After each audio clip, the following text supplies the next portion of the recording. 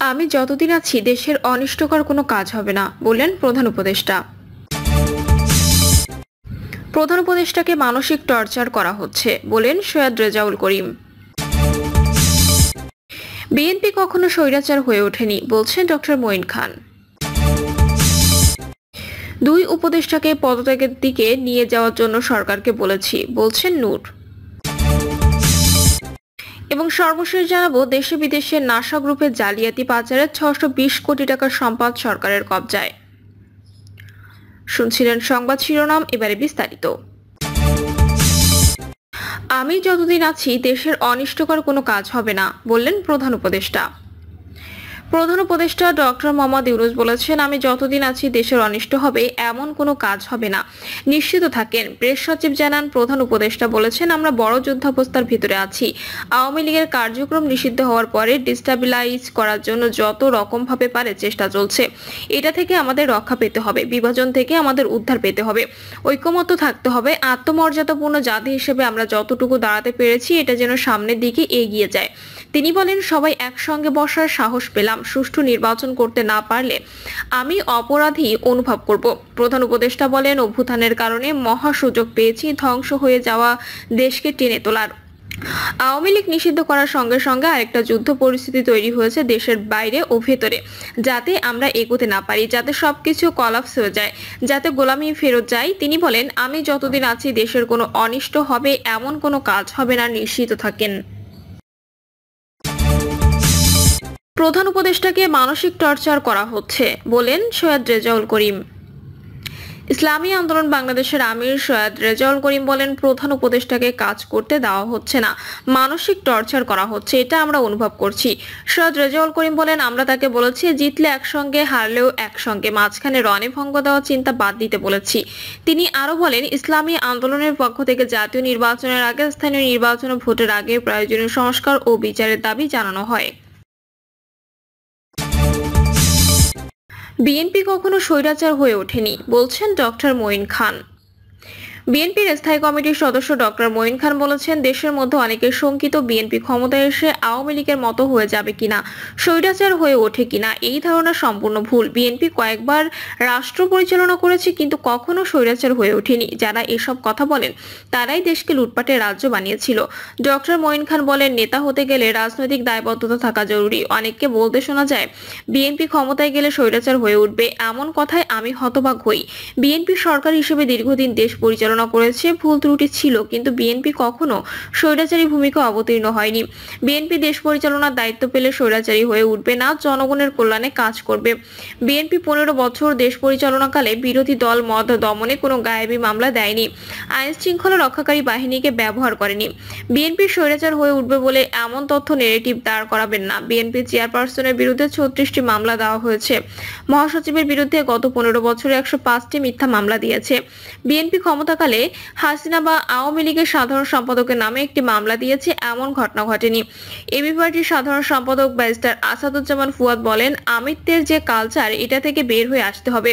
পূর্বের ফ্যাসিবাদ সরকারকে বলতে শুনতাম, আমি মোবাইল দিয়েছি, আমি ইন্টারনেট দিয়েছি, আমি পদ্মা সেতু করেছি। প্রকৃত লিডাররা আমি বলবে না, বলবে আমার সরকার এসব করেছে। কেন আমাদের প্রকৃত লিডারশিপ তৈরি হচ্ছে না? এর জন্য দলগুলোর পাশাপাশি পরিবারও দায়ী।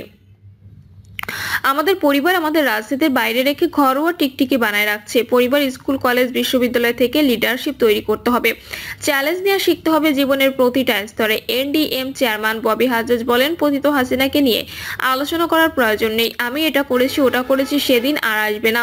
শহীদ প্রেসিডেন্ট জিয়াউর রহমান একটা সমৃদ্ধ বাংলাদেশের স্বপ্ন দেখেছিলেন। সে পরম্পরায় বেগম খালেদা জিয়ার স্যাক্রিফাইসের কারণে জনগণ তাকে আপসীর নেত্রী উপাধি দিয়েছে। জুলাই আন্দোলনে তারেক রহমানের অবদান অনস্বীকার্য। তিনি আন্দোলনে ওতপ্রোতভাবে জড়িত ছিলেন।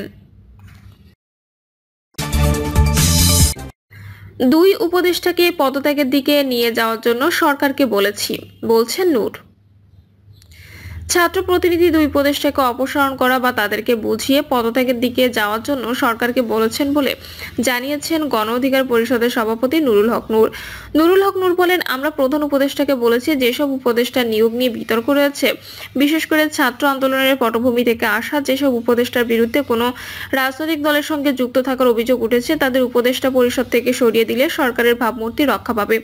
গণ অধিকার পরিষদের সভাপতি বলেন, একটি মহল সামরিক বাহিনী সহ প্রশাসনকে সরকারের মুখোমুখি দাঁড় করিয়ে দেওয়ার চেষ্টা করছে।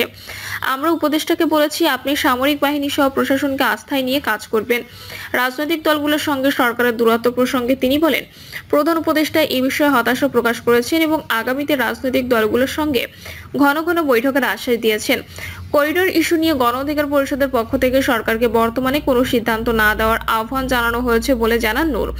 তিনি বলেন, রাজনৈতিক দলগুলো নির্বাচন সহ সব বিষয়ে সরকারকে সহযোগিতা করবে।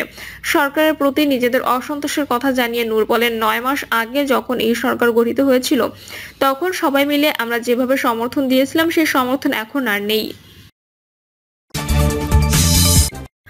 দেশ বিদেশে নাসা গ্রুপের জালিয়াতি বাজারের 620 কোটি টাকার সম্পদ সরকারের কবজায়। ক্ষমতাচ্যুত আওয়ামী লীগ সরকারের ঘনিষ্ঠ ব্যবসায়ী নাসা গ্রুপের কর্ণধার নজরুল ইসলাম মজুমদার 3 পদ্ধতিতে দেশ থেকে টাকা পাচার করেছে। পদ্ধতিগুলো হলো আমদানি, রপ্তানি, বাণিজ্য ও হুন্ডি। পাচার করা টাকায় তিনি বিদেশে বিপুল সম্পদ করেছেন। এছাড়া বিদেশে 18টি শেল কোম্পানি গঠন করে সেখানে বিনিয়োগ দেখিয়েছেন, করেছেন মুনাফা, কিন্তু লাভের অর্থ দেশে আনেননি। এগুলোকে পাচার হিসেবে শনাক্ত করা হয়েছে। পাচার করা অর্থে বিদেশে গড়া সম্পদের মধ্যে 3 দেশে 8টি সম্পদ শনাক্ত করে এগুলো উদ্ধারে আইনি পদক্ষেপ নেওয়া হয়েছে, যার বাজার মূল্য প্রায় 620 কোটি টাকা। এসব সম্পদ আইনি প্রক্রিয়ার মাধ্যমে সরকারের কবজায় নেওয়া হয়েছে। পাচারের আরো সম্পদের সন্ধানে তদন্ত চলছে।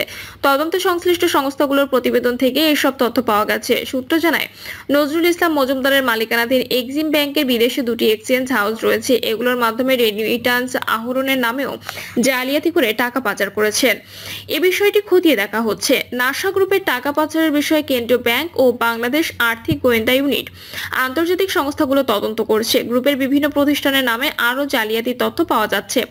এখন গ্রুপের জালিয়াতির উপর দুর্নীতি দমন কমিশন, জাতীয় রাজস্ব বোর্ড ও সিআইডি পৃথকভাবে তদন্ত করছে। প্রতিবেদন থেকে পাওয়া তথ্যে দেখা যায়, নাসা গ্রুপের জালিয়াতি করা অর্থে গড়া সম্পদের মধ্যে এখনো পর্যন্ত সরকারের কবজায় নেওয়া হয়েছে মোট 6,951 কোটি টাকার সম্পদ। এর মধ্যে দেশে থাকা সম্পদ রয়েছে 6,341 কোটি টাকার এবং বিদেশে রয়েছে 620 কোটি টাকার সম্পদ। এই সম্পদের মূল্য আগে থেকে 670 কোটি টাকা। আন্তর্জাতিক বাজারে ডলারের দাম কমায় সম্পদের মূল্য কিছুটা কমেছে।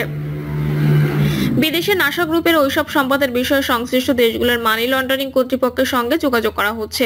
ওইসব সম্পদের হস্তান্তর ও বিক্রির উপর নিষেধাজ্ঞা দেওয়া হয়েছে। ব্যাংক থেকে টাকা তোলা বা হস্তান্তরে নিষেধাজ্ঞা রয়েছে। এছাড়া শনাক্ত করা 3 দেশের সম্পদের বিষয়ে 2টি মামলা দায়ের করা হয়েছে। এগুলোর মাধ্যমে আদালত থেকে সম্পদ জব্দ করার আদেশ দেওয়া হয়েছে।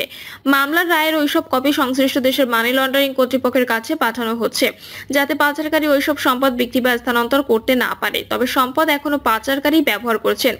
এখন সরকার সংশ্লিষ্ট দেশগুলোর সঙ্গে মিউচুয়াল লিগ্যাল অ্যাসিস্ট্যান্স রিকোয়েস্ট বা MLAR পাঠানোর পদক্ষেপ নিয়েছে। 3টি দেশে 3টি MLAR পাঠানো হবে। এগুলোর খসড়া ইতিমধ্যে তৈরি করা হয়েছে। এর মাধ্যমে যুক্তরাজ্য, আইল অব ম্যান ও জার্সির সঙ্গে চুক্তি হবে। এর আওতায় আরো তথ্য সংগ্রহ করা হবে। এছাড়া দেশের আদালতে যেসব মামলা হয়েছে সেগুলো রায় হলে তা ওই সব দেশে পাঠিয়ে সেখানে সম্পদ উদ্ধারের মামলা করতে হবে। ওই মামলায় রায় বাংলাদেশের পক্ষে থেকেই কেবল সম্পদের অর্থ ফেরত আনা সম্ভব হবে। প্রিয় দর্শক, এই ছিল এখনকার সর্বশেষ সংবাদ। আপডেট সব সংবাদ পেতে চ্যানেলটি সাবস্ক্রাইব করে বেল আইকনটি ক্লিক করে রাখুন।